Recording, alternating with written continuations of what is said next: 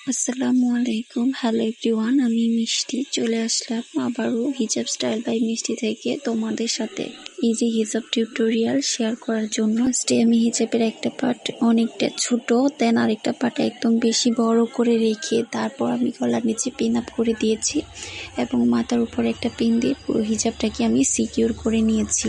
এবং হিজাবের যে ছোট পার্টটা ছিল এটার মাঝ বরাবর এরকম ভাবে ভাঁজ করে জাস্ট আমি মাথায় একটা পিন আপ করে দিচ্ছি।